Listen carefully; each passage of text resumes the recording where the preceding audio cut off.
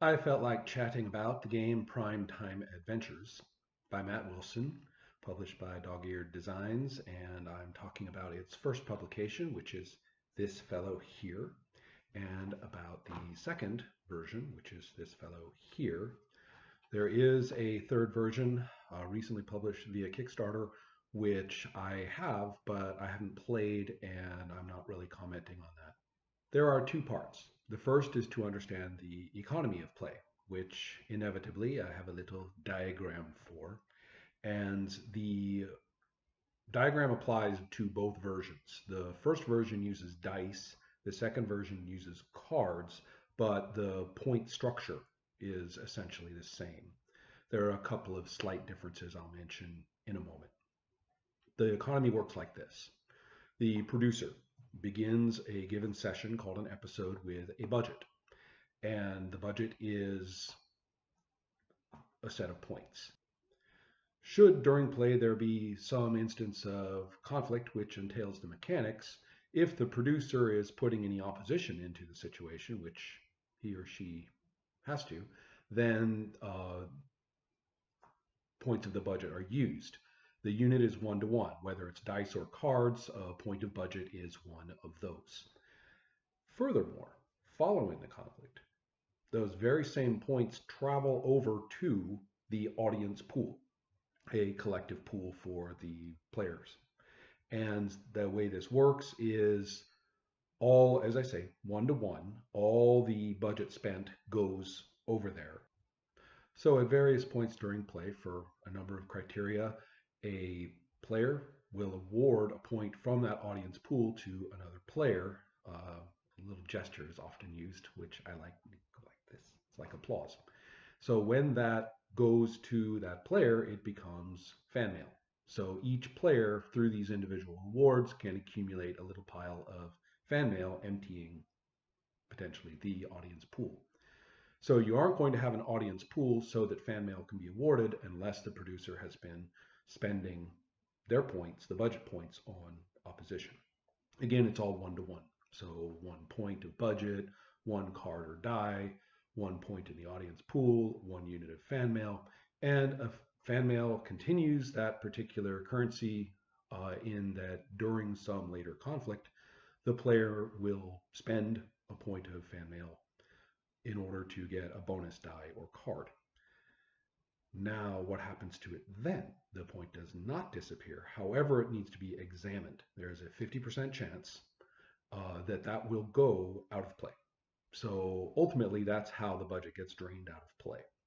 Either it never gets spent out of the audience pool, or once spent during the conflict as fan mail, then it vanishes. Well, half the time, however, that spent point of fan mail will go to the producer's budget. So as you can see, the producer's budget is diminished, but it's not diminished simply through the spending. It's kind of an attenuated, there's assuming that it goes into the fan mail cycle, any given spent point of budget has a 50% chance of returning. So that is the overall point currency of play. Those bonus points, I should clarify, are added on to a small base pool of or base number of cards or dice that any player is using. The producer has no such base. The only way that the producer can provide mechanical opposition is by spending budget. The session clearly would be very easy to end once the producer truly runs out of budget, because then whatever conflict situations come up, the player characters will win. Which may not entirely entail that the session is ending, but it's related. Then the other way too is if the fiction in and of itself reaches an episodic conclusion, then the session can end even if there's budget left over. All right, so that's part one. Oh, geez, should I put in some nuances about the difference? Well, they're very, very slight. In the first version, the budget was pretty big. In the second version, it's 2/3 the size of the mechanic, the rubric that produced it in the first. Then another difference is that player characters had a lot of traits in the first version, and those are cut down a certain amount. Player characters are much more focused in the second version. And finally, there's a very, very slight difference. Narration of the outcome of a conflict always goes to the person who has the highest value showing, regardless of whether that person succeeded or failed. A success on a die is just odd or even. A success on a card is just red or black. So the values written on those things don't have much to do with it. Well, in the case of dice, of course, the highest value, which would generate narration possible, is a 10, which is even. So there's a very slight skew, very, very tiny correspondence between those two variables of success or failure versus who gets to narrate. But that's it. I can't think of any other primary differences between the two editions. Whew, okay, so that's part one. That's the economy. Now for what I really want to talk about, and that concerns the nature of starting scenes. All of play is composed of scenes. In this, the two editions are the same. It begins with the concept of requesting a scene, and everybody at the table requests a scene before anybody else does, whether the group goes around in a circle or they just go catch as catch can until everybody's kind of caught up, whichever. The producer is the same in this regard. So that's the first thing. Request is a little bit misleading. There is no request. It's effectively claiming the scene. You say so, and nobody has to say yes or no or something like that. Then you have three things that the requesting or claiming person specifies. One of which, the first one, I'm not very sold on, never have been. You're supposed to distinguish whether this is a character scene or a plot scene. I have a little trouble understanding what those are, or if they are different, why do you have to say so? Why not just find out? But whatever.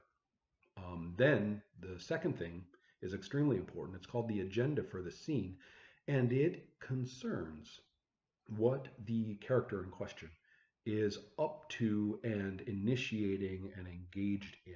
Don't mistake it for what the scene is supposed to be about or solely to concern or anything else that's predictive of what's going to happen during play. It's an orienter about what the character is on about at this time. Third is the location. So let's say I'm starting a scene and I'm using, let's say it's a kid's show that teaches physics, and my character is Buckyball, the squirrel.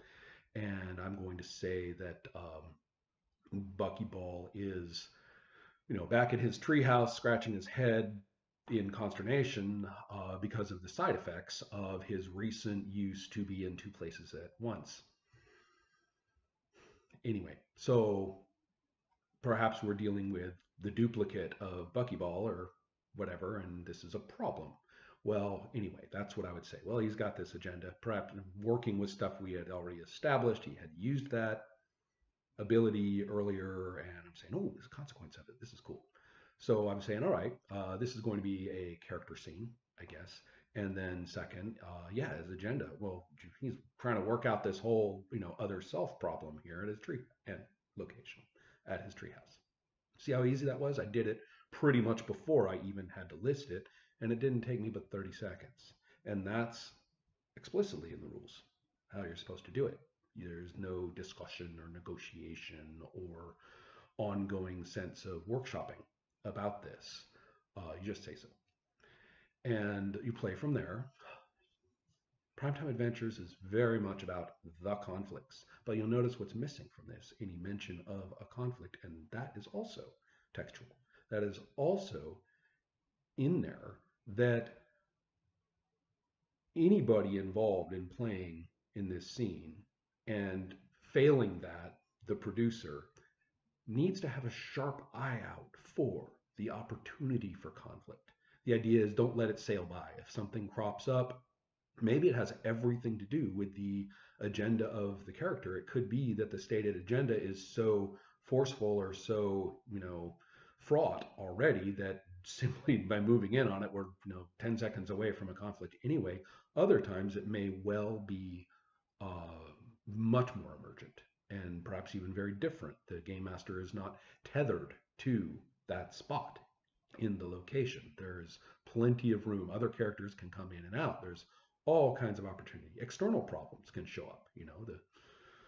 For all I know, the gluons come in through the window, and and the revenge strike upon Buckyball. That's all fine too.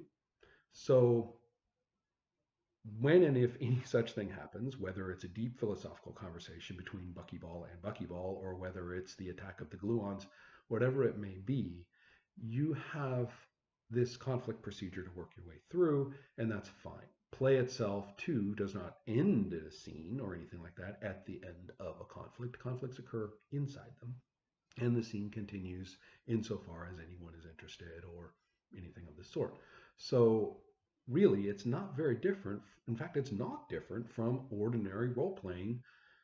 You have contributed a bit to how this scene begins, which is mainly just kind of stating to the producer, hey, let's play this part now, sort of a me kind of thing for your character. And that's kind of it. Now, it is true that table talk is important in all of role play. I have never seen an exception. And furthermore, that table talk is much more pointed than most people think. If you really pay attention to people playing, you'll see that suggestions are made that crisscross all sorts of perceived barriers of character control, character motive, coincidental phenomena, all kinds of things are happening all over the place. Game master or not, my character or not, it's happening a lot. And Primetime Adventures certainly lends itself to that because of the very deep shared aesthetic that everybody has established when they were setting up in the first place. And once that occurs, and play is going, that is, once play is embarked upon, then unsurprisingly, table talk during playing Primetime Adventures is thick and enthusiastic. And a great deal of fan mail may emerge out of that as well. The providing of fan mail in the first place too can generate verbal response and all that kind of thing. It's also true that that second version is just a hair more oriented verbally and in the examples toward encouraging it, so that when you request a scene, saying how about is highly encouraged. And again, this isn't any different from what you see in a lot of play of any kind. So it's not really all that shocking or striking that people are talking like this while they play Primetime Adventures. What I am calling attention to is the tendency for this kind of table talk to turn into a multi-peer conversation, a peer review process of pretty much anything anybody says, and particularly in terms of these scene request steps. All of a sudden, two things happen. One, the notion that it has to be a consensus decision, that you are pitching your scene during play and that everybody else is kind of massaging it into the shape that they would prefer. And then the other problem is that it extends past what its mandate is, and all of a sudden you're talking about what the conflict in the scene will be, or you're talking about what the outcome of the scene will be. You're talking about motivations of characters who are entering the scene or could enter the scene, maybe, or whether the feelings of the character are going to be affected this way or that way or anything like that. And this can become overwhelming. The game textually has nothing in it to suggest or encourage or to advise or to cause any such behavior, and yet it crops up at the table quite a bit. And the game is often taught as opposed to read, like all role-playing games, and when people teach it, they tend to teach that particular set of activity so that as early as 2005, you can look at actual play of Primetime Adventures and you will see no play. You will see a story conference and a certain limping and frustrated and often very power struggly conference at that.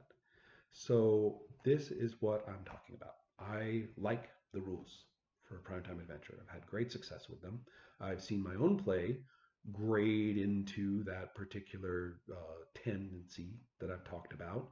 And although it's very addictive and engaging in the moment, I can look back and realize, well, those were the sessions of Primetime Adventure, the game, a series of sessions that closed poorly. and left us exhausted rather than invigorated and happy. So, therefore, I'm saying I feel like playing Primetime Adventures, and I feel like playing it as written. It doesn't really have to be at all this kind of negotiated, predicted, planned, or discussed thing. I feel like playing it so that we really play and characters go and do things and say things and encounter conflicts or generate conflicts without planning them ahead of time. And if you're interested, if you'd like to play, let me know.